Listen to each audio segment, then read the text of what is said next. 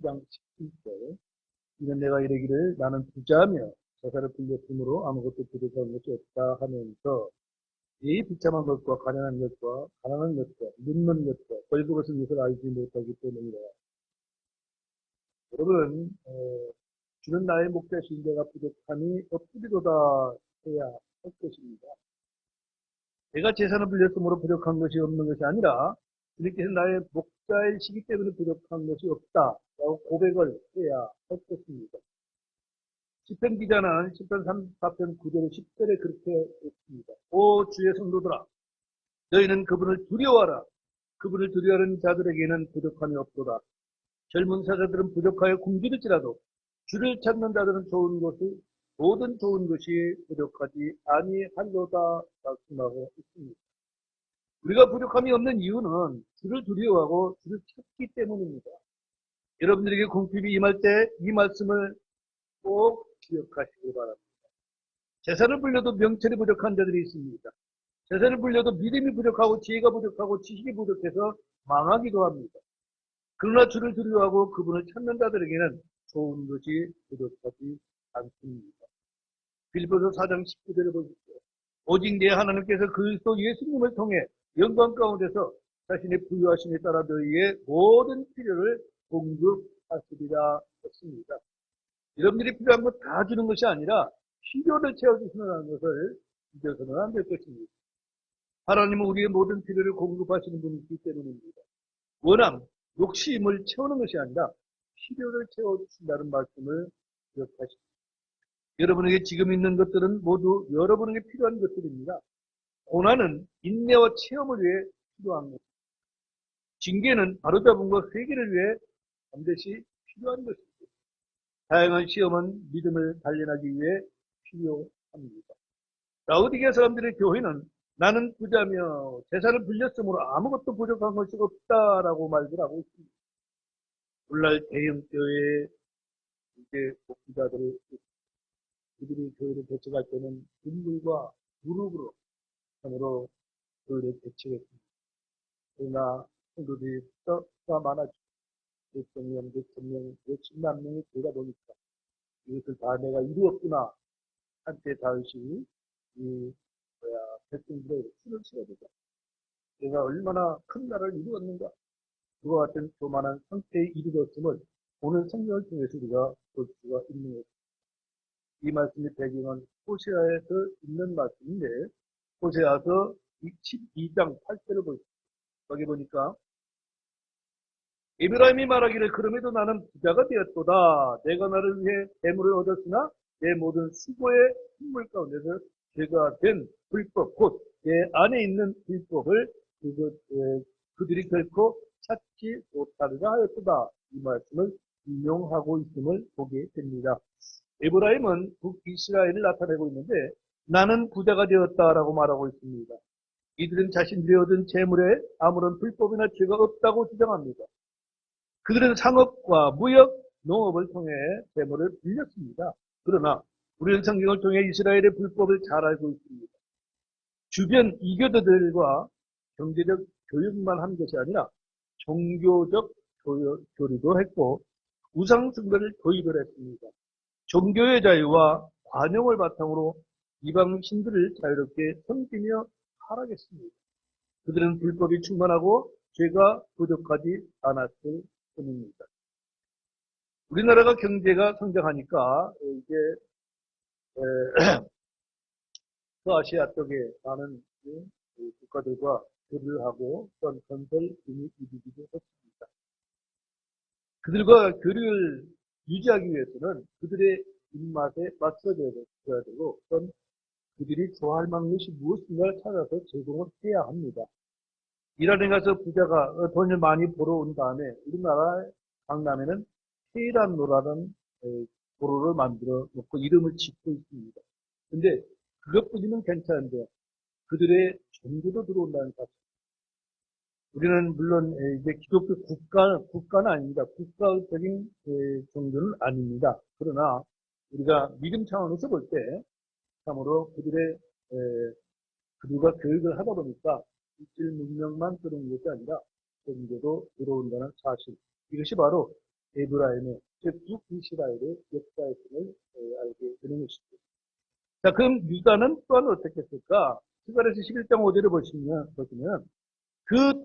그때를 소유한 자들은 그것들을 죽이고도 스스로 죄 없다 하며 그들을 파는 자들을 말하기를 내가 부자가 되었은즉 주를 찬송할도다 하고 그것들의 목자들은 그것들을 불쌍히 여기지 아니하였느니라. 유다 역시 내가 부자가 되었은즉 하며 자랑을 하고 있습니다. 라오디게아 사람들의 교회의 모습이 멸망하기 직전 이스라엘과 유다와 모습이 같다는 것입니다. 우리는 전에 있었던 일들과 역사를 통해서 오늘과 미래를 짚어보며 대비를 해야 할 것입니다. 이것이 성경을 공부하는 이유가 되는 것입니다. 로마서 15장 4절을 보십시오. 거기에 무엇이든지 전에 기록된 것들은 우리의 배움을 위하여 기록되었으니 이것은 우리가 성경 기록들이 주는 인내와 위로를 통해 소망을 가지게 하려 함이니라 했습니다. 라오디게아 사람들의 교회에는 스스로 나는 부자다, 내가 재산을 불렸으니 아무것도 부족한 것이 없도다 라고 할 만큼 부유한 교회였습니다. 오늘날 대형교회라 불리는 많은 교회들은 땅이 있고 건물이 있고 또한 헌금이 있습니다. 교회나 출판사를 세우고 심지어 신문, 방송 묶어가지고 있습니다. 해외에도 여러 지부를 세우고 있는 교회들이 많습니다. 누가 봐도 부자요 재산을 불렸고 아무것도 부족한 것이 없어 보입니다. 이들은 돈이 전부인 줄로 아는 전형적인 현대인들, 현대 교회의 모습이라고 할 수가 있는 것입니다. 이들은 돈이 있으면 다 있는 것이요, 돈이 없으면 아무것도 없는 줄로 알고 있습니다. 이들은 이득이 경건이요, 하나님이 복 주신 것인 줄로 압니다. 자본주의 체제 아래에서 사는 사람들의 사고방식, 가치관이 교회에 들어온 것입니다. 그러나 성경은 그렇게 말하고 있다. 디모데전서 6장 10절에서는 돈을 사랑함이 모든 악의 뿌리니라 그랬습니다. 우리가 돈을 싫어하는 사람 아무도 없습니다. 또 사회생활을 하려면 돈은 반드시 필요합니다. 그런데 돈을 사랑하느냐? 마가복음 10장 24절에는 재물을 신뢰하는 자들이 하나님의 왕국에 들어가는 것이 힘이 어렵도다 그렇게 말씀하십니다. 또한 잠언서 기자는 잠언서 28장 22절에 급히 부자가 되려 하는 자는 악한 눈을 가졌으므로 하나님 자기에게 닥칠 줄을 깊이 생각하지 아니하니라 말씀하고 있습니다. 계속해서 잠언서 23장 4절에서 부자가 되려고 수고하지 말고 그 자신의 지혜 사용하기로 합시다. 이것이 부자가 되었으나 부족한 것이 없다고 말하는 이들에게 주는 주 하나님의 말씀입니다. 여러분 중에 만약 부자가 되고 싶어서 기도하는 사람들이라면 그것이 주님의 말씀을 정면으로 거스르는 기도인 것을 알아야 할 것입니다. 우리는 영적으로 부유한 자가 되어야 합니다. 땅이 아닌 하늘의 보물을 쌓아두어야 합니다. 자신이 아닌 하나님께 대한 부자에서 부유해야 합니다. 주님은 자기를 위해 보물을 쌓아두고 하나님께 대해 부유하지 못한 자를 어리석은 자라 그렇게 말씀하십니다. 여러분의 보물은 어디에 있습니까?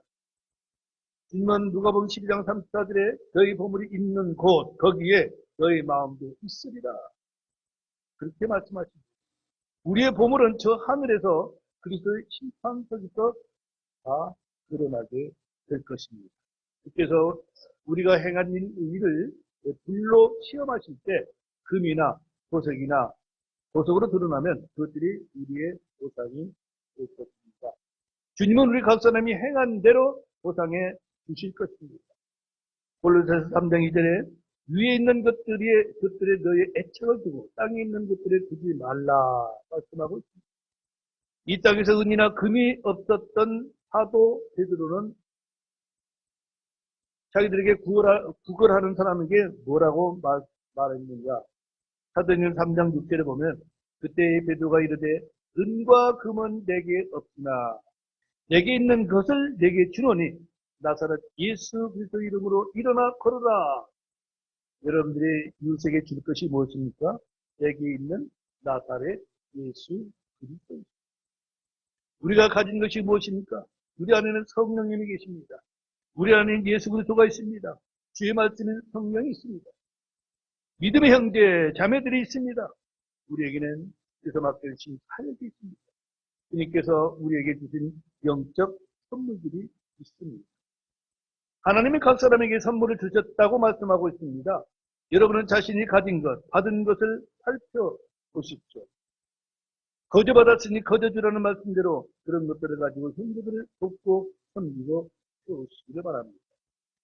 주고 또 주어도 항상 차고 넘치는 예수 그리스도의 이름을 이웃에게 주시기를 부탁을 드립니다. 본문 17절 다시 보시죠.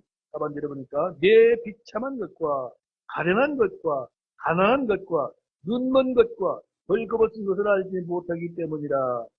주님은 라오디게아 사람들의 교회에게 네가 알지 못하기 때문이라고 말씀을 거듭하고 있습니다. 나는 부자요 아무것도 부족한 것이 없다라고 말하는 것은 자신들이 어떤 상태인지 알지 못하기 때문입니다. 그들은 영적으로 파산 상태입니다. 말씀의 빛과 성령의 조명이 없으면 사람들은 하나님을 알 수 없을 뿐 아니라 자신이 어떤 상태인지 누구인지 알지 못합니다. 라오디게아 사람들의 교회는 비참합니다. 가련합니다. 영적으로는 참으로 가난합니다. 믿음도 없고 의도 없고 거룩함도 없습니다. 성령의 선물도 열매도 없음을 말해주고 있습니다. 라오디게아 사람들의 교회는 눈이 멀었습니다. 사람의 눈을 멀게 하는 것이 무엇인지 아십니까? 불신입니다. 요한복음 12장 40절에 주님 말씀하십니다.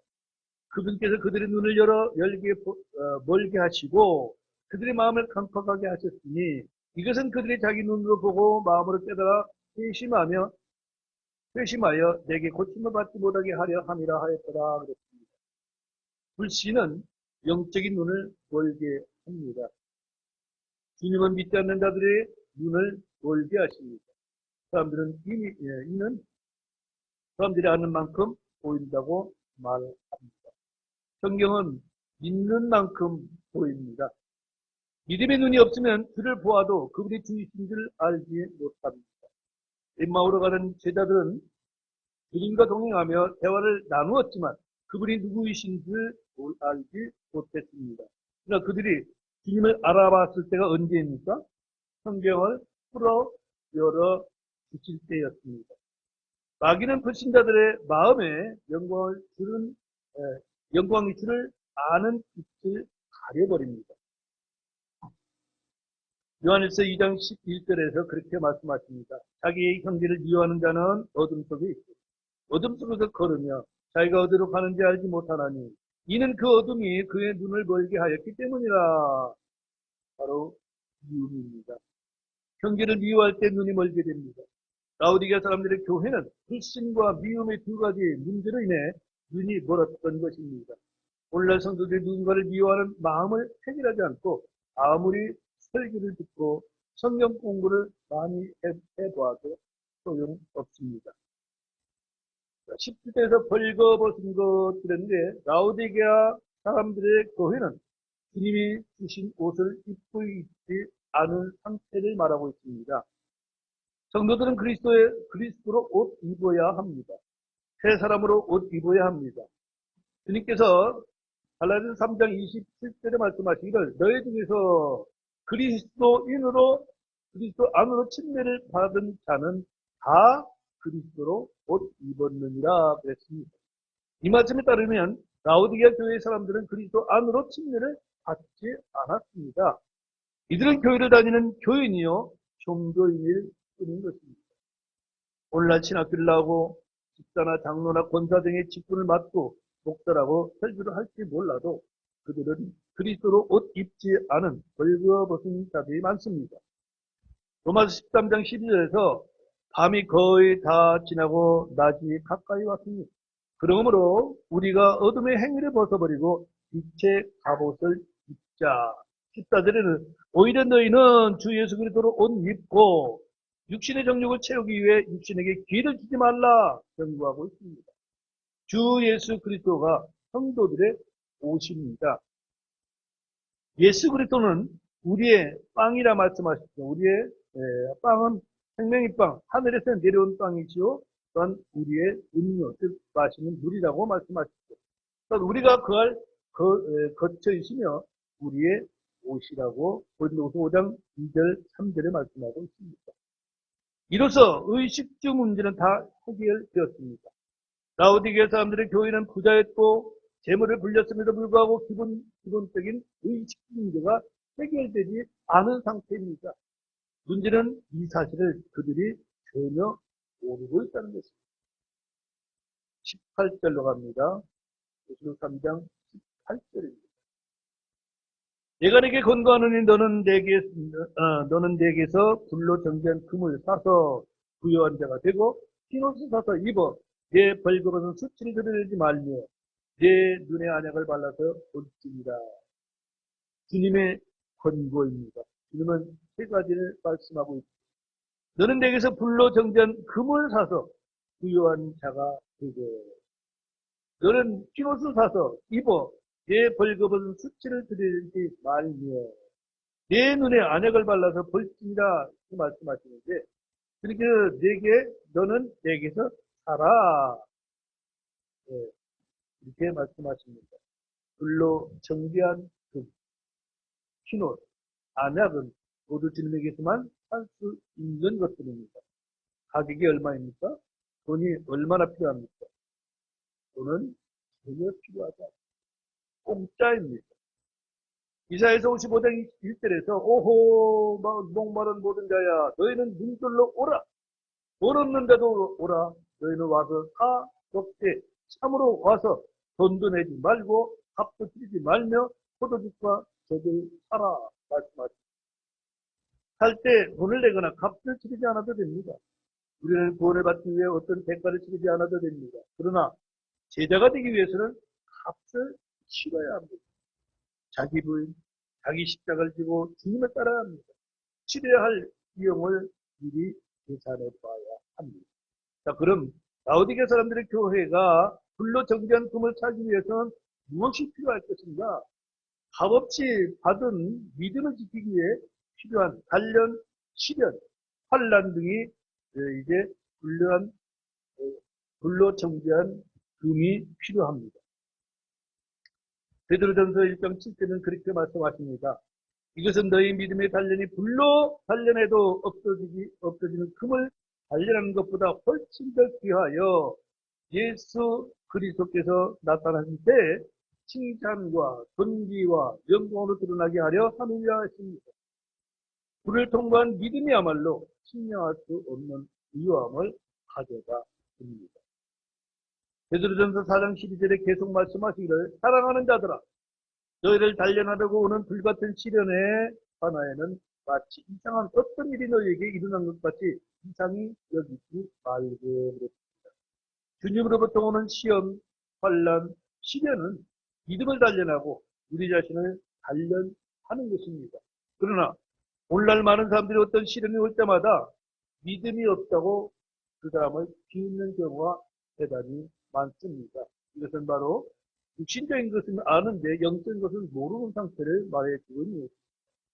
고난 중에 있는 욥이 말하기를 욥기서 23장 10절에는 그러나 내가 가는 길을 그분께서 아시나니 그분께서 나를 단련하신 뒤에는 내가 금같이 나오리라고 말한 그대로입니다. 여러분들에게 어떤 시련이 올 때 주님께서 아직 나에게 부족한 것이 있어서 주께서 나를 단련하시는구나. 더 견고한 믿음 위에 세운 계획을 원하고 계시는구나 라고 받아들여야 합니다. 야고보서 1장 3절에 너희 믿음의 단련이 인내를 이루는 줄 너희가 아느니라. 실패를 경험하지 못한 사람은 성공이 무엇인지 모릅니다. 제 주위에도 제가 아는 사람들이 장사를 시작했다가 그만 사람들 제가 몇 명 알고 있는데 장사가 쉽지가 않습니다. 근데 성공하는 사람은 그 실패를 딛고 일을 하는 사람이 성공하는 것입니다. 왜 내가 실패했을까? 점검하고 무엇이 부족했던가 또 점검하는 그런 사람들이 이겨나갑니다. 여러분들이 외식할 때 느낄 수 있겠지만은 어떤 집은 잘 되고 어떤 집은 이내 문을 닫습니다. 잘 되는 사람은 그냥 잘 되지 않습니다. 그 사람들도 많은 실패를 하나 했을 것입니다. 그때마다 내가 부족했던 것이 무엇인가, 내가 소홀히 여기는 것이 무엇인가, 나에게 내가 실패 원인을 찾아서 그걸 보완해 나간 사람은 성공할 것입니다. 야고보서 1장 12절에 시험을 견디는 사람은 복이 있나니 그가 단련을 받은 뒤에 주께서 자신을 사랑하는 자들에게 약속하신 생명의 왕권을 받을 것이기 때문이라 말씀하고 있습니다. 주님께서 성도들에게 사라고 하신 불로 정제된 금은 믿음의 시련, 단련을 말해주고 있습니다. 자, 18절에 흰 옷을 사서 입으라 명령하시는데 흰 옷은 성도들의 의를 말합니다. 사대교회는 흰 옷을 입고 주님과 함께 걷는 자들이 있었다고 3장 4절 5절에 말하죠. 라오디게아 사람들의 교회에서는 교인들이 벌거벗은 채로 있었기 때문에 옷이 필요합니다. 현재 우리는 나 자신의 의가 아니라 예수 그리스도의 의, 하나님께서 난 의, 율법의 행위에서 난 의가 아니라 믿음의 의를 가지고 있습니다. 라오디게아 사람들의 교회는 아무리 돈이 많아도 이 옷을 사서 입을 수 없습니다. 왜? 돈으로 살 수 있는 의는 없기 때문에 그렇습니다. 값을 치르신 분은 예수 그리스도이십니다. 우리는 돈으로 구원을 살 수 없습니다.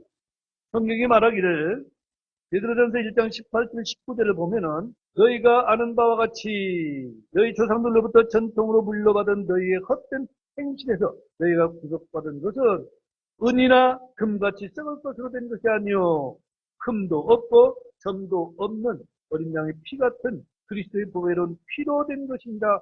말씀하고 있기 때문입니다. 돈으로 성령을 사르는 자가 있었습니다. 그러나 누구도 돈으로 성령을 살 수는 없습니다. 사도행전 8장 20절에 돈으로 성령을 사고자 하는 자에게 베드로는 뭐라고 말하는가?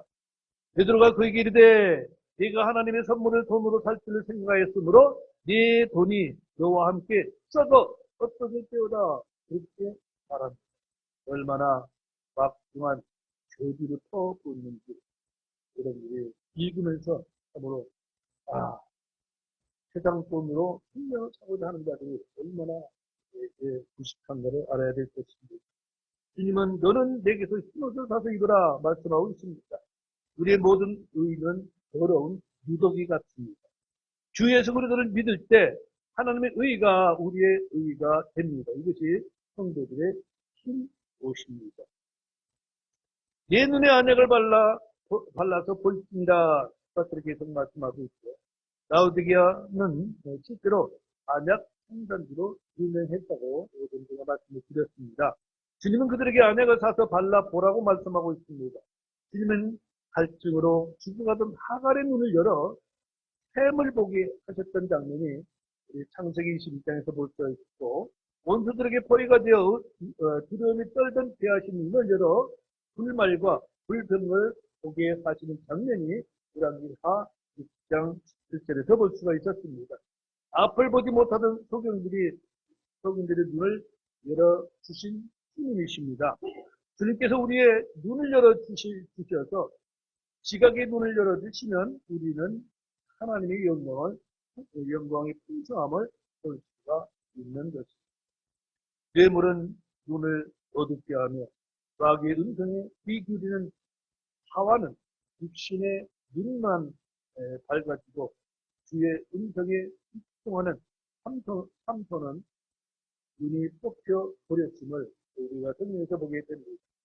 자기 형제를 미워하는 자는 어둠 가운데 있고 어둠 가운데서 걸으며 어디로 가는지 알지 못하나니 이는 그 어둠이 그의 눈을 멀게 하였기 때문이라. 요한일서 2장 12절 말씀입니다. 갈람이 눈을 열어주어 주의 천사를 보게 하신 하나님께서 우리의 눈을 열어 주의 영광을 보게 해 주시기를 기도해야 합니다. 필요한 것은 믿음입니다. 주님은 마르다에게 뭐라고 말했을까요? 요한복음 12장 40절에 내가 네게 말하기를 네가 믿으면 하나님의 영광을 보리라 하지 아니하였느냐 하신다. 그렇게 말씀하십니다. 요번 말하기를 내가 귀로 듣는 것을 통해 주에 대하여 들었사오나 이제는 내 눈으로 주를 배움나니라고 했듯이 우리의 눈에도 안약이 필요합니다. 믿음의 눈을 열어 항상 예수 그리스도를 바라보게 해야 할 수 없습니다. 본문 2절입니다. 내가 사랑하는 자들을 다 내가 책망하고 징계하노니 그러므로 열심을 내고 회개하라. 오늘날 교회 형제자매들 중에서 친구들 가운데서 어려움을 당한 사람들이 믿음의 단련을 받고 있구나 라고 생각하고 또 그렇게 격려하고 또 세워주는 사람이 있는가 않습니다. 누가 병기를 있으면 분명히 하나님께 죄를 졌을 거예요. 그렇게 말하면서 그 믿음이 없길래 이제 비방하는 사람들이 많이 있습니다. 그러나 우리는 누구를 책망하고 징계하는지 보십시오. 내가 사랑하는 자들을 징계한다고 말씀하십니다. 징계는 누구나 싫어하는 것이지만 누구에게나 반드시 필요한 것입니다. 징계는 저주가 아닙니다.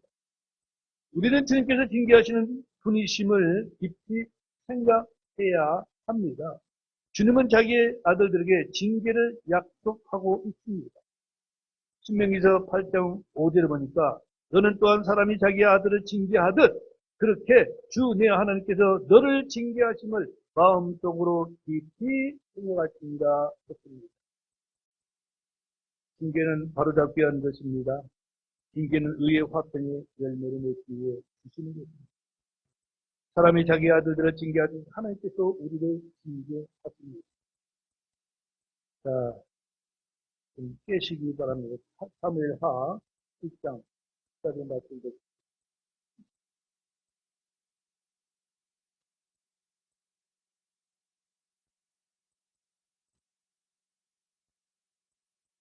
사무엘하 7장 14절입니다. 찾으셨으면 같이 읽겠습니다. 나는 그의 아버지가 되고 그는 내 아들이 되리니 만일 그가 불법을 행하면 내가 사람들의 막대기와 사람들의 아이들의 채찍으로 그를 징계하리라. 불법을 저지른 자들을 가만히 두고 보는 아버지는 아들을 사랑하는 아버지가 아닙니다. 주님은 징계를 약속하고 있음을 여러분들이 잊어서는 안 됩니다. 자, 잠언서로 가겠습니다. 잠언서 3장 11절로 12절입니다.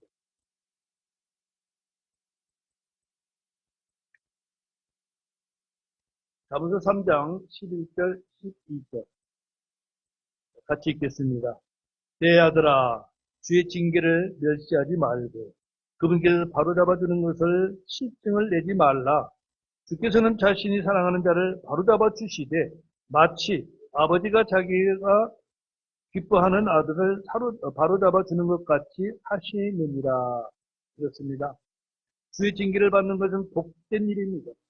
주님은 자신의 말씀으로 우리를 가르치시고 양육하시면서 우리의 잘못을 바로잡으시기 위해서 징계를 하고 있는 것입니다. 네, 좀 길지만 히브리서를 가겠습니다. 히브리서 12장을 보도록 하겠습니다.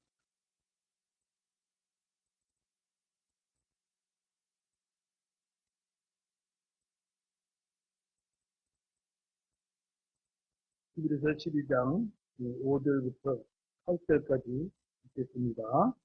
또 자식들에게 하듯 너에게 말씀하시는 권면을 너희가 잊었도다. 이르시되 내 아들아 너는 주의 징계를 멸시하지 말고 그분께 책망받을 때에 낙심하지 말라. 주께서는 자신이 사랑하는 자를 징계하시고 자신이 받아들이는 아들마다 채찍질하시느니라 하셨느니라. 너희가 징계를 견디어내면 하나님께서 아들들을 대우하듯 너희를 대우하시나니 아버지가 징계하지 않는 자가 무슨 아들이냐. 모두가 징계받는 데 참여함으로 너희에게 징계가 없으면 너희는 사생하여 아들이 아니니라. 여러분의 징계를 받을 때 낙심하거나 좌절하지 마시기를 거듭 부탁을 드립니다. 주님 앞에서 자신을 낮추고 살펴보며 회개해야 할 것입니다. 오늘 본문 19절에서 그러므로 열심을 내고 회개하라. 여러분이 지금 라오디게아 사람들의 교회처럼 미지근한 상태라면 열심을 내고 회개해야 할 것입니다. 20절 보겠습니다. 보라, 내가 문 앞에 서서 두드리노니 두더니 내 음성을 듣고 문을 열면 내가 그에게 들어가 그와 함께 만찬을 먹고 그는 나와 함께 먹으리라. 주님은 어디 계십니까? 주님은 문 앞에 계십니다. 교회 안에 안 계십니다. 이것이 얼마나 불행한 일입니까? 필라델피아 교회 앞에는 열린 문을 두셨습니다. 그런데 라오디게아 사람들의 교회는 문이 닫혀 있고 예수님은 교회 문 앞에 계십니다. 내가 문 앞에 서서 두드리노니 지금 심지어 문을 두드리고 계신데 아무도 문을 열어주지 않습니다.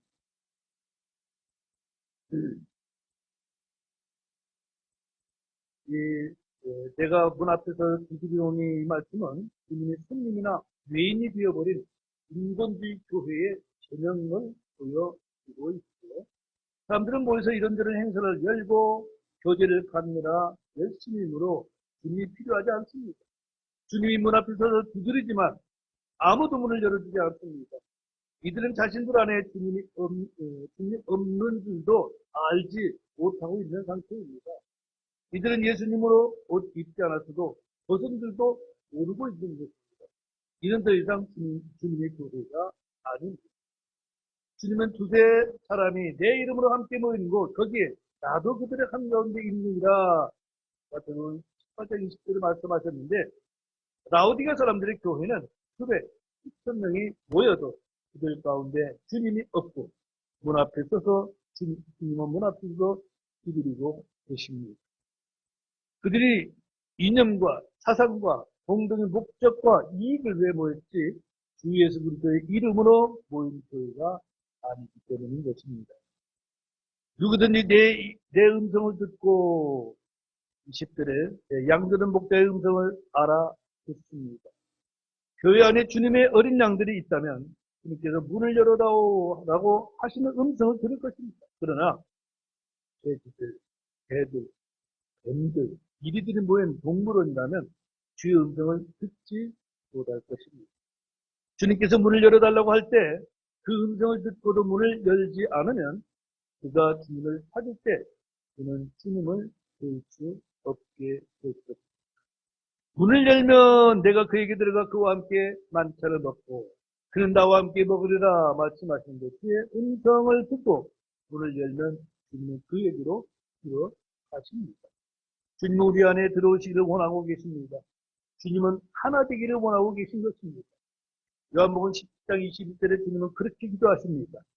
이것은 그들이 다 하나가 되게 하려 함입니다. 아버지여, 아버지께서 내 안에, 내가 아버지 안에 있는 것 같이 그들도 우리 안에서 하나가 되게 하사 아버지께서 나를 보내신 것을 세상이 믿게 하옵소서 기도하고 있습니다. 주님은 음성을 듣고 열어줄 때까지 문 앞에 서 계십니다. 주님은 무례히 행하지 아니하십니다.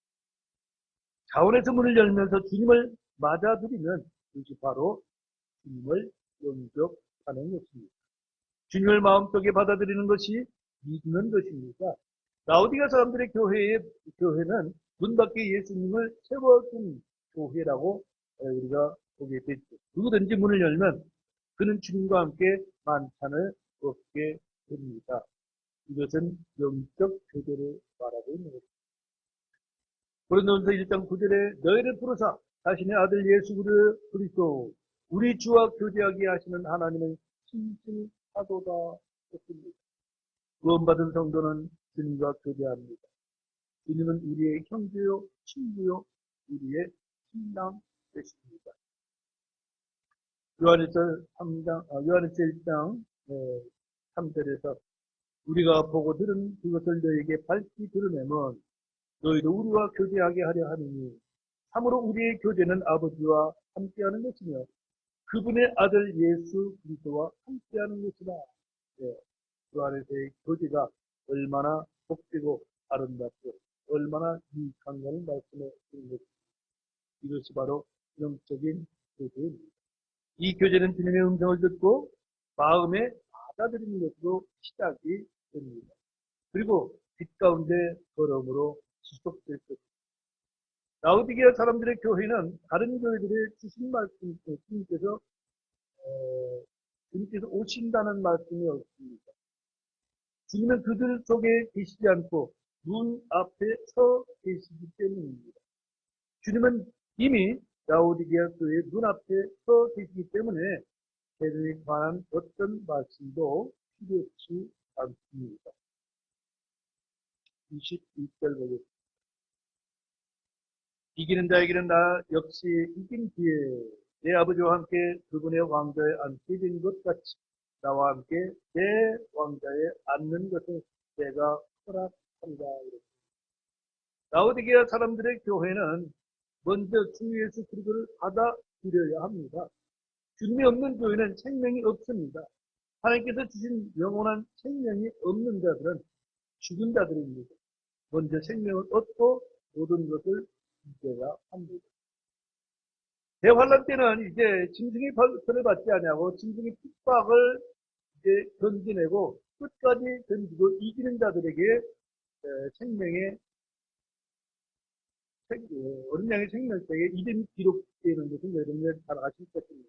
그런데 21절에 이기는 자에게는 나 역시 이긴 뒤에 내 아버지와 함께 그분의 왕좌에 앉게 된 것 같이 이 말씀을 오늘 우리 교회에 이제 적용해 보십시오.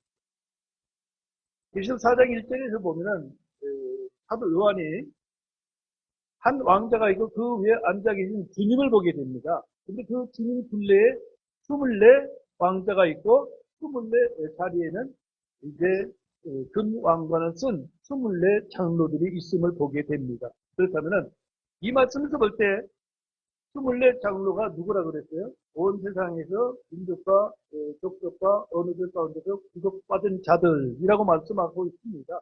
이 세상 모든 사람들이 복음을 듣고 예수님을 믿고 구원받은 자들이니 분명하죠. 그러니까 그들은 예수님의 왕좌의 둘레에 앉아 있다는 것이 뭡니까? 바로 그들은 이긴 자들입니다. 근데 앞으로 환란에서 이길 자들이 그렇게 된다는 것이죠. 근데 이 말씀은 교리적으로 우리와는 맞지 않는 말씀이고 우리는 이미 이긴 자로서 이제 주님의 왕좌 둘레에 24 자리에 앉아 있는 모습, 그 모습을 보고 오늘날의 그리스도인들은 이제 다 이긴 자들이구나 라고 여러분들이 알면 좋겠습니다. 마지막 절입니다. 22절 귀 있는 자는 성령께서 교회들에게 말씀하시는 것을 들을지어다 하십니다. 이 말씀은 성령께서 교회들에게 주신 말씀이요 우리가 드려야 할 말씀이기도 합니다. 다음 시간에 7교회를 모두 정리하고 3장을 마치도록 하겠습니다.